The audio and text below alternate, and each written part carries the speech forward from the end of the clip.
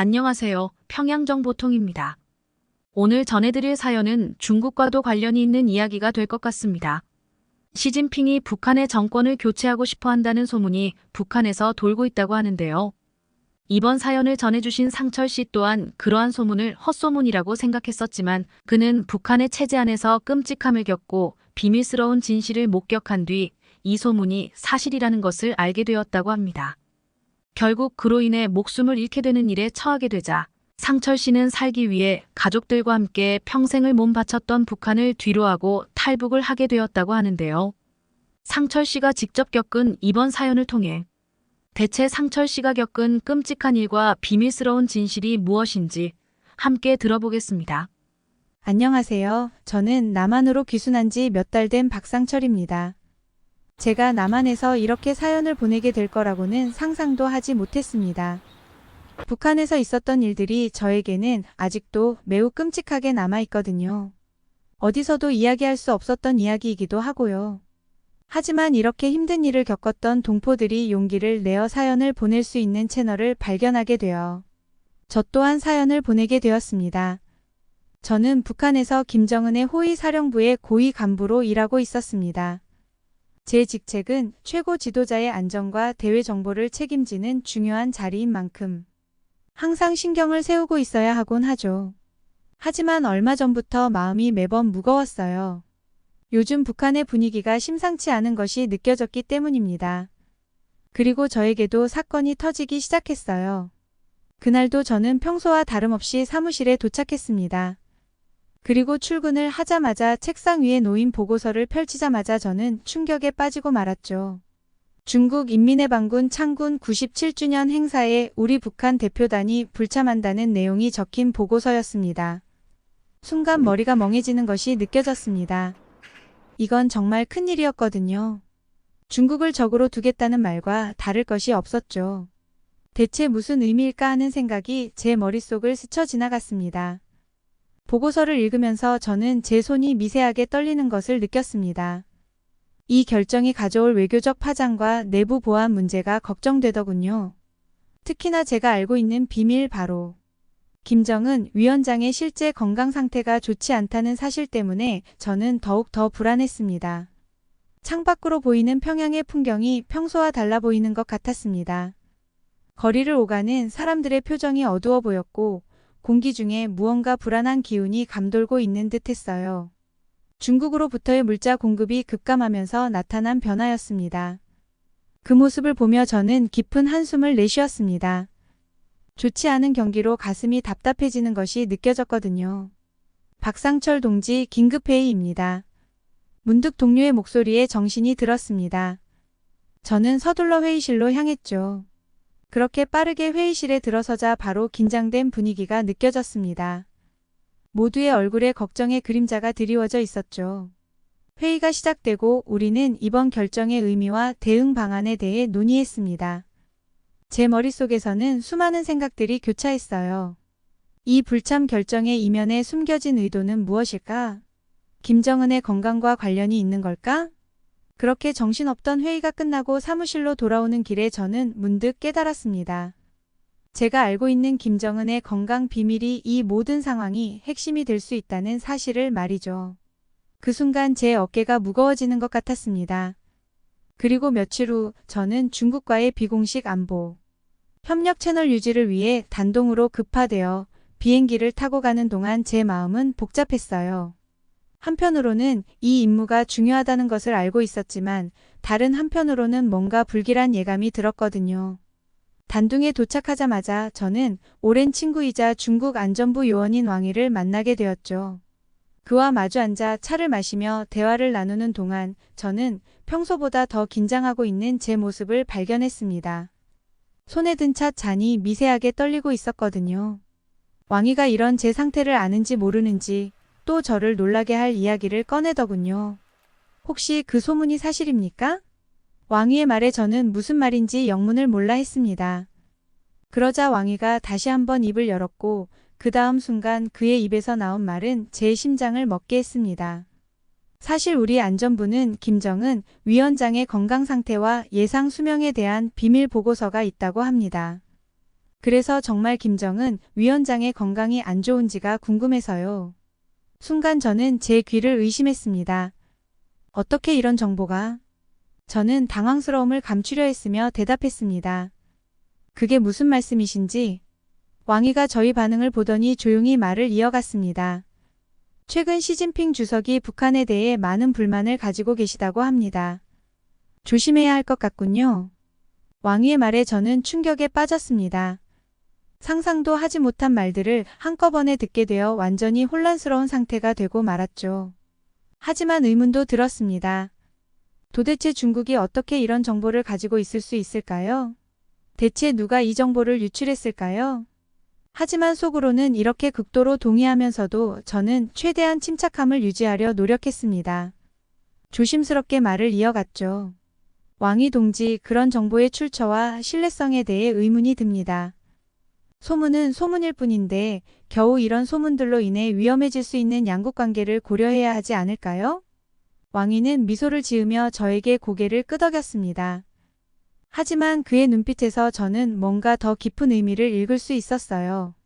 그는 제가 모르는 무언가를 더 알고 있는 것 같았습니다.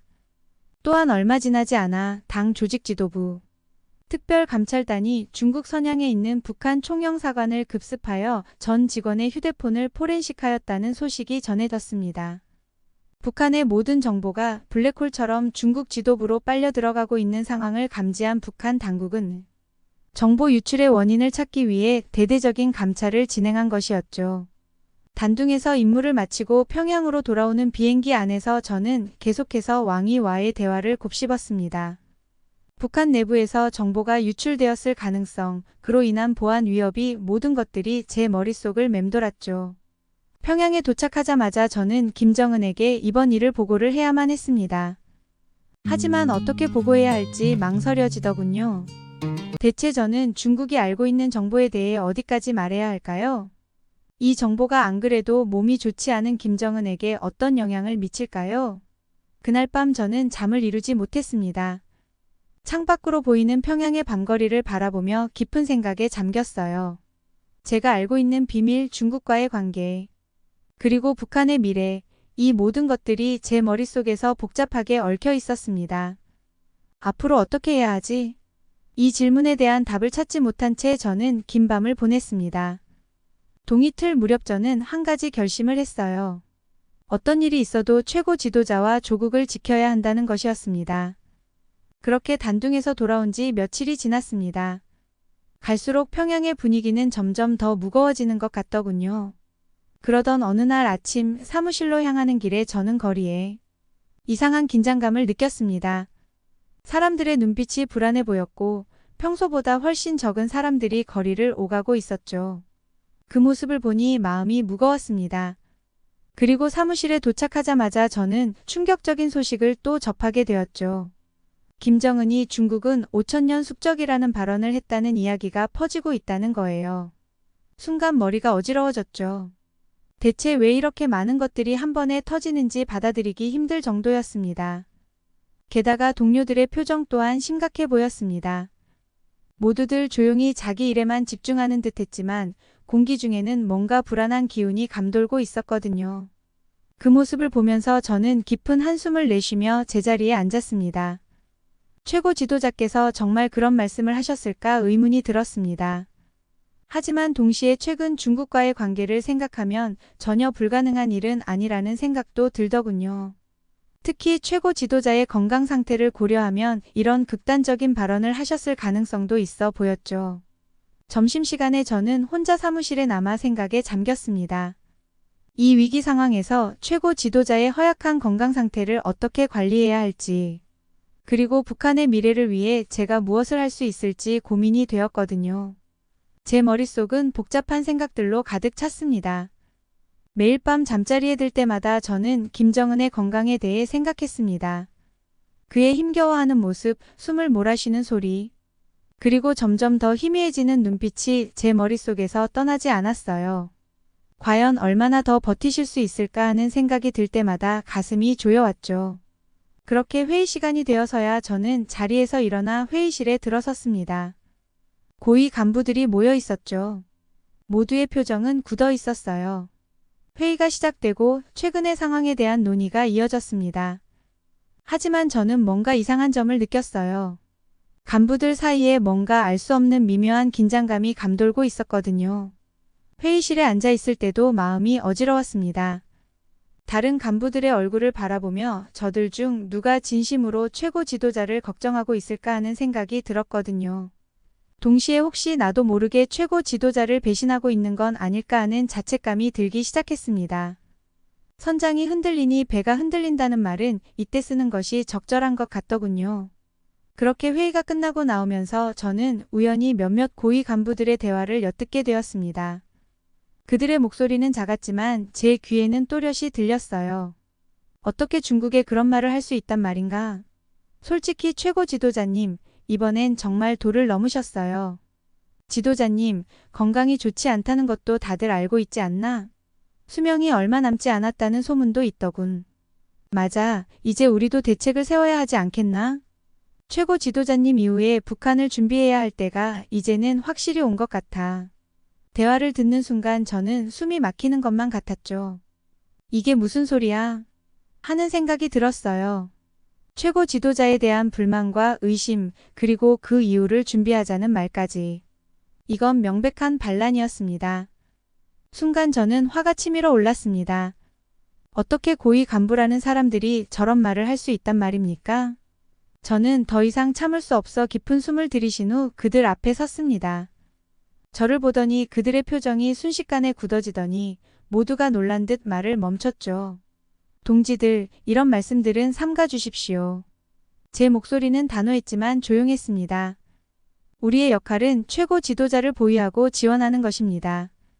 이런 위험한 논의는 우리 모두를 위험에 빠뜨릴 뿐입니다. 저의 냉철한 말에 간부들은 서로 눈치를 살피며 불편한 기색을 감추지 못했습니다. 저는 계속해서 말했습니다. 지금은 그 어느 때보다 단결이 필요한 시기입니다. 우리가 흔들리면 나라 전체가 흔들립니다. 부디 이성적으로 행동해 주십시오. 간부들은 마지못해 고개를 끄덕이며 자리를 떠났습니다. 하지만 그들의 눈빛에서 저는 뭔가 다른 것을 읽을 수 있었어요. 의심과 적대감, 그리고 두려움까지요. 그 순간 저는 깨달았습니다. 제가 위험한 상황에 놓였다는 것을 말이죠. 그날 밤 저는 잠을 이루지 못했습니다. 머릿속에서는 계속해서 그 대화가 맴돌았습니다. 최고 지도자에 대한 충성심과 조국의 미래에 대한 걱정 사이에서 갈등했습니다. 동시에 제 행동이 향후 어떤 결과를 초래할지 솔직히 두렵기도 했어요. 이대로 가다간 정말 큰일이 날 거야 하는 생각이 들었습니다. 하지만 동시에 내가 할 수 있는 게 뭐지? 라는 의문도 들었어요. 저 혼자서는 이 거대한 흐름을 막을 수 없을 것 같았거든요. 다음날 아침 저는 무거운 마음으로 사무실로 향했습니다. 평소와 다름없이 업무를 시작했지만 주변을 바라보는 제 시선은 달라져 있었어요. 모든 사람이 의심스러워 보였고 모든 대화가 위험해 보였습니다. 점심시간 식당에서 우연히 그 간부들과 마주쳤어요. 그들은 저를 보자 대화를 멈추고 불편한 표정을 짓더군요. 저 역시 마음이 불편해 이전에는 함께 웃으며 대화를 나누던 동료들이었지만 적처럼 느껴졌습니다. 오후 회의에서도 분위기는 이상했습니다. 모두가 조심스럽게 말을 고르는 것 같았어요. 최고 지도자의 건강이나 중국과의 관계에 대한 언급은 일절 없었죠. 하지만 그 침묵 속에서 오히려 저는 더 큰 위험을 감지했습니다. 그날 저녁 집으로 돌아가는 길에 저는 문득 뒤를 돌아보았습니다. 누군가가 저를 미행하고 있다는 느낌이 들었거든요. 하지만 아무도 보이지 않았습니다. 내가 너무 예민해진 걸까 하는 생각이 들었지만 동시에 이제 나도 감시 대상이 된 걸까 하는 두려움도 엄습했습니다. 집에 도착해서도 불안감은 가시지 않았습니다. 가족들과 평소처럼 대화를 나누려 했지만 제 머릿속은 여전히 복잡했고 이들에게 위험이 닥치면 어쩌지 하는 생각이 들었거든요. 때로는 분노가 치밀어 오르기도 했습니다.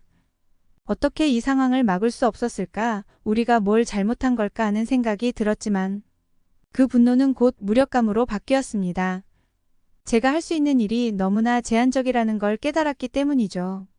솔직하게 가끔은 최고 지도자의 건강 악화가 북한의 새로운 기회가 될 수도 있지 않을까? 하는 생각이 들기도 했습니다. 하지만 그런 생각이 들 때마다 죄책감에 시달렸습니다. 내가 어떻게 이런 생각을 할 수 있지? 하며 자책하고 밤을 지새웠습니다. 엎친 데 덮친 격으로 점점 더 혼란스러워지는 북한의 상황을 보며 저는 종종 절망감에 빠졌습니다. 우리가 이대로 무너지는 걸까? 내가 사랑하는 이 나라의 체제가 이렇게 끝나는 걸까? 하는 생각이 들 때면 눈물이 났습니다. 하지만 그 눈물을 아무에게도 보여줄 수 없었죠. 매일 밤 잠자리에 들기 전 저는 거울 앞에 섰습니다. 거울 속의 제 모습은 날이 갈수록 지쳐 보였습니다. 눈 밑에 다크서클은 더 짙어졌고 머리카락은 더 많이 빠졌습니다. 하지만 그 눈빛만큼은 여전히 강인했고 아직 포기할 순 없어 하고 중얼거렸어요. 다음날 아침 일찍 깨어났을 때 저는 뭔가 다른 점을 느꼈습니다. 평양의 거리에서 들려오는 소음이 평소와 달랐죠. 창문을 열고 밖을 내다보니 사람들이 평소보다 더 많이, 더 빠르게 움직이고 있었어요. 불안한 예감이 들었습니다. 사무실에 도착하자마자 역시나 충격적인 소식을 들었어요. 정말 믿을 수가 없는 소식이었습니다. 최근 신의주를 비롯한 북한 국경 지역에서 집단 탈북의 조짐이 포착되고 있습니다. 북한 내부의 경제적 어려움과 정치적 불안정이 점점 심화되면서 국경 지역 주민들 사이에서 탈북을 시도하려는 움직임이 급증하고 있는 것입니다. 특히 중국이 탈북자들의 강제 북송을 중단하고 남한으로 보내기 시작했다는 소문이 퍼지면서 솔직히 순간 머리가 어지러워졌습니다. 이게 무슨 소리지? 어떻게 이런 일이? 동료들의 얼굴에도 충격과 혼란의 기색이 역력했습니다. 누군가는 화를 내고 누군가는 걱정스러운 표정을 짓고 있었죠. 저는 깊은 한숨을 내쉬며 자리에 앉았어요. 박상철 동지 긴급회의입니다. 또다시 긴급회의를 소집하냐고요? 요즘 들어 이런 일이 너무 잦아져서 가슴이 답답해졌습니다. 회의장에 들어서자 최고위 간부들이 모여 있었습니다. 모두의 표정이 심각했어요. 회의가 시작되고 현 상황에 대한 보고가 이어졌습니다. 북한 전역에서 탈북 시도가 급증하고 있습니다. 특히 국경 지역의 혼란이 심각합니다. 중국의 태도 변화로 인해 우리의 통제력이 현저히 약화되고 있습니다. 주민들 사이에서 동요의 조짐이 보이고 있습니다. 이 모든 보고를 듣는 동안 제 마음은 무거워졌습니다. 이 사태가 최고 지도자의 취약한 건강에 미칠 스트레스와 그 영향이 걱정되었고, 동시에 우리가 어떻게 대처해야 할지 머릿속이 복잡해졌습니다. 회의가 끝나고 사무실로 돌아오는 길에 문득 깨달았어요. 체제의 붕괴가 시작되었다는 것을요. 생각이 드는 순간 가슴이 철렁 내려앉았습니다. 그날 밤 집에 돌아와 가족들의 얼굴을 보는 순간 또 다른 고민이 들었어요. 김정은 동지의 건강 비밀을 알고 있는 제가, 그리고 제 가족들의 안전은 어떻게 지켜야 할까요? 조국의 미래와 가족의 안전 사이에서 저는 깊은 갈등에 빠졌습니다. 아버지, 무슨 일 있으세요? 표정이 안 좋아 보여요. 딸의 물음에 저는 그저 미소로 답할 수밖에 없었어요. 가족들에게 현재 상황의 심각성을 알릴 수는 없었지만 동시에 그들의 안전을 위해 무언가를 해야 한다는 생각이 들었습니다. 하지만 이런 제 마음을 아는지 모르는지 며칠 후 또 다른 충격적인 소식이 들려왔습니다. 평양 곳곳에서 소규모 시위가 발생했다는 거였죠. 주민들이 식량난과 생활고를 호소하며 거리로 나왔다는 겁니다. 이런 일은 지금까지 한 번도 없었어요. 게다가 그쯤 김정은 동지의 건강이 급격히 악화되었다는 소식까지 은밀히 전해졌습니다. 어느 날 밤 갑자기 호위 사령부 비상 소집령이 내려졌어요. 저는 연락을 받자마자 한밤중에 급히 김정은의 관저로 향했습니다. 심장이 미친 듯이 뛰더군요. 관저에 도착해보니 이미 의료진들이 분주히 움직이고 있었습니다. 김정은의 의식이 흐려지고 호흡이 불규칙해지는 거예요. 저는 그 자리에서 얼어붙은 듯이 있었습니다. 이게 현실일까? 아니면 악몽일까요? 저는 제가 알고 있는 김정은의 건강 정보를 바탕으로 신속한 의료 대응을 주도했습니다. 평소와 같이 김정은 동지의 곁을 쉽게 떠나지 않았죠. 하지만 동시에 제 머릿속에서는 수많은 생각들이 스쳐 지나갔습니다. 만약 최고 지도자께서 돌아가신다면 북한은 어떻게 될까? 나와 내 가족은 어떻게 해야 할까? 이 위기를 어떻게 극복할 수 있을까? 밤새 의료진들이 최선을 다해 치료했고 다행히 아침이 들 무렵 최고 지도자의 상태가 조금 안정되었습니다. 하지만 이 사건은 저에게 큰 충격을 주었어요. 북한의 미래가 얼마나 불안정한지 그리고 제가 얼마나 중요한 위치에 있는지를 다시 한번 깨달았죠. 그날 이후 저는 더욱 조심스럽게 행동했습니다. 주변을 항상 경계하며 누구와 대화를 나눌 때도 조심했고 하지만 동시에 이 위기 상황을 어떻게든 극복해야 한다는 책임감도 커졌습니다. 그러던 어느 날 밤 저는 우연히 최고 위층 간부들의 은밀한 대화를 엿듣게 되었습니다. 제 두 귀를 의심할 수밖에 없는 대화를 말입니다. 그들은 제가 지나치게 김정은 곁에 붙어 있어 다른 간부들의 접근을 막고 있다며 불만을 토로하고 있더군요. 박상철이 너무 오래 최고 지도자 곁에 있었어. 너무 위험한 것 같아. 맞아, 그가 중국에 정보를 넘겼다는 소문도 있더군. 만약 그게 사실이라면 우리나라가 이렇게 위험해진 것도 다 그 때문이야. 차라리 박상철을 제거하고 중국에 정보를 넘긴 스파이로 몰아붙이면 어떨까? 그러면 우리도 최고 지도자께 더 가까이 갈 수 있을 거야. 이 대화를 듣는 순간 저는 온몸이 얼어붙는 것만 같았습니다. 숨을 쉬기가 힘들 정도로 가슴이 조여왔습니다. 이게 무슨 소리지? 내가 스파이라고? 그들이 나를 제거하려 한다고? 순간 머릿속이 하얘 있어요.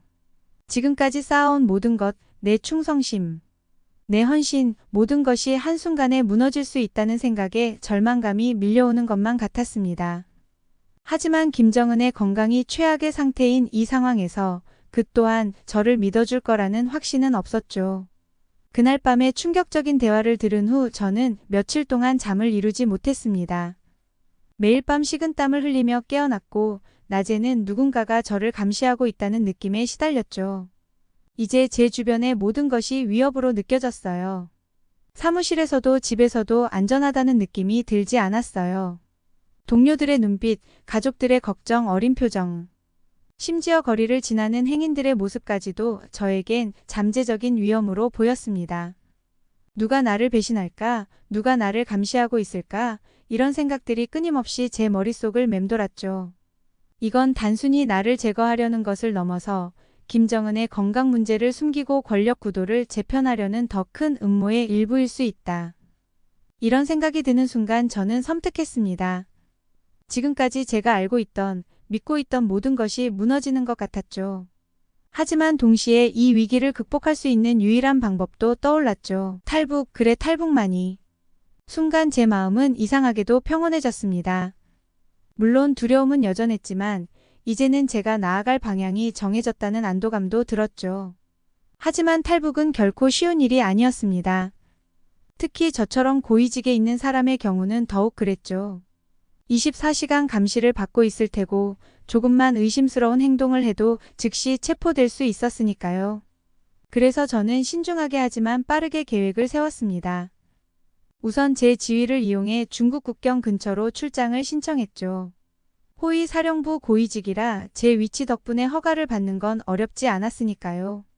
박상철 동지 국경 지역 보안 강화를 위해 직접 현장을 점검하고 오시겠다고? 좋은 생각입니다.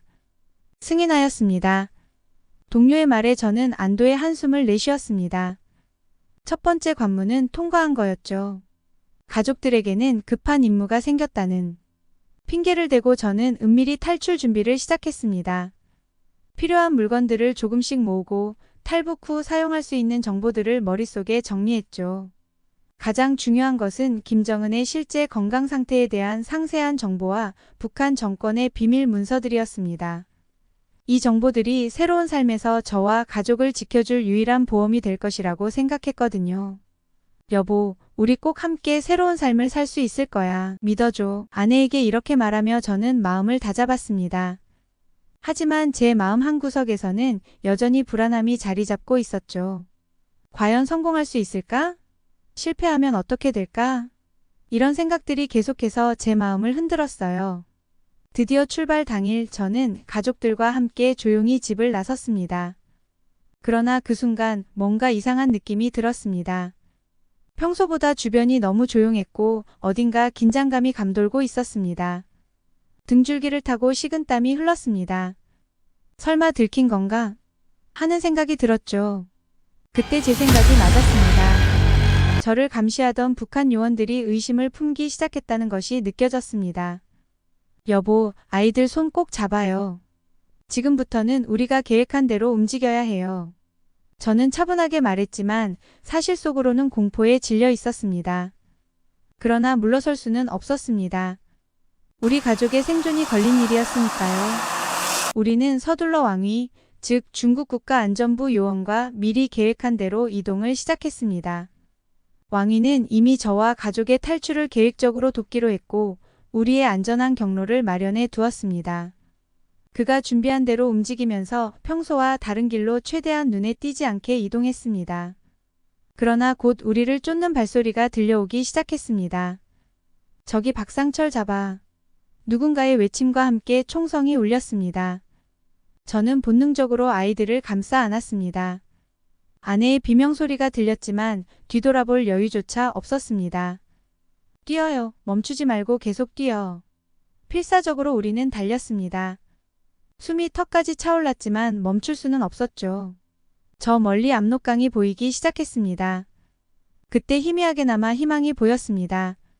그러나 그때 총알이 제 옆을 스쳐 지나갔습니다. 어깨에 따끔한 통증이 느껴졌지만 아드레날린 때문에 고통은 거의 느껴지지 않았습니다. 조금만 더 가면 돼요. 마침내 우리는 강에 도착했습니다. 그때 왕이가 약속한 신호가 보였습니다. 그는 강 건너편에서 우리를 기다리고 있었고 우리 가족이 강을 안전하게 건너는 동안 북한 요원들을 막아줄 계획을 세워두었습니다. 우리는 곧바로 강물에 뛰어들었고 차가운 물이 온몸을 덮쳤습니다. 그 순간 이상하게도 안도감이 느껴졌습니다. 뒤에서 총성이 계속 울렸지만 왕이가 그들의 주의를 끄는 사이 우리는 필사적으로 물살을 헤치며 헤엄쳤습니다. 중국 땅에 도착하자마자 왕이는 우리를 빠르게 안내했습니다. 그는 이미 우리를 위한 은신처와 신분을 보호할 장소를 미리 준비해 두었고 북한과 중국의 감시를 피해 안전한 경로를 확보해 두었습니다. 그는 우리를 차량에 태우고 특별히 준비된 안전가옥으로 안내했습니다. 그곳에서 우리는 며칠간 숨어 있었고 왕이는 위조 신분과 여행 서류를 준비해 주었습니다. 며칠 후 왕위의 비밀 지원 덕분에 우리는 안전하게 한국행 비행기에 오를 수 있었습니다. 그가 아니었다면 우리는 국경을 넘는 것조차 불가능했을 것입니다. 왕위는 위험 속에서도 우리 가족의 안전을 보장하기 위해 끝까지 도움을 제공했습니다. 비행기 창문 너머로 보이는 구름을 바라보며 저는 깊은 생각에 잠겼어요.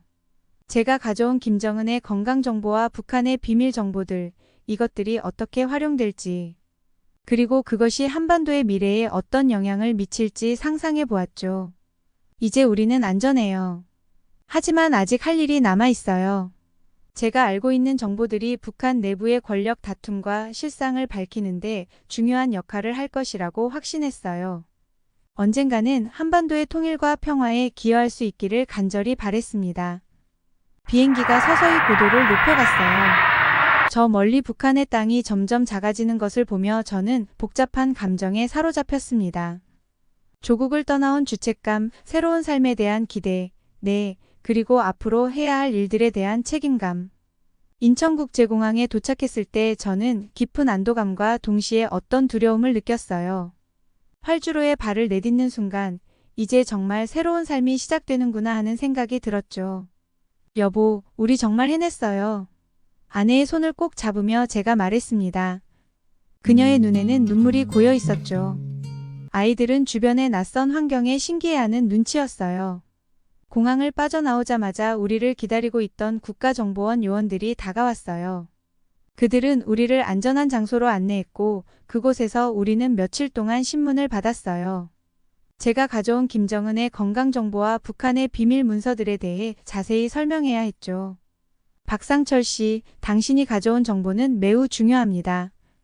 이것들이 향후 남북 관계에 큰 영향을 미칠 수 있을 거예요. 정보원 요원의 말에 저는 고개를 끄덕였어요. 하지만 동시에 제 마음 한구석에는 불안감이 자리 잡고 있었죠. 과연 이 정보들이 어떻게 사용될지, 그리고 그것이 북한에 남아있는 사람들에게 어떤 영향을 미칠지 걱정되었어요.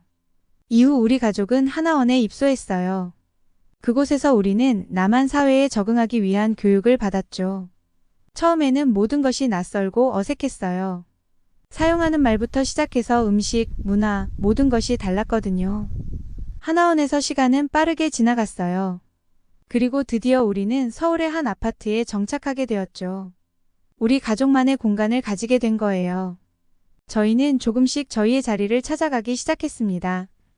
저와 아내는 탈북자 지원 단체에서 자원봉사를 시작했어요. 아이들은 학교에 적응하느라 처음엔 힘들어했지만 점차 새로운 환경에 익숙해져 갔죠. 아버지, 오늘 학교에서 통일에 대해 배웠어요. 우리가 언젠가 북한에 돌아갈 수 있을까요? 딸의 질문에 저는 잠시 말을 잃었어요. 그리고 조용히 대답했죠. 그럴 수 있겠지. 하지만 그건 단순히 돌아가는 게 아니라 우리 모두가 하나가 되는 거란다. 그날이 올 때까지 우리는 열심히 준비해야 해. 일과 가정생활을 병행하는 것은 쉽지 않았어요. 때로는 북한에서의 기억들이 악몽처럼 찾아오기도 했죠. 하지만 점차 새로운 삶에 적응해 갔죠. 물론 가끔 TV에서 북한 소식을 들을 때면 여전히 가슴이 먹먹해져요. 하지만 이제는 희망도 함께 느껴져요.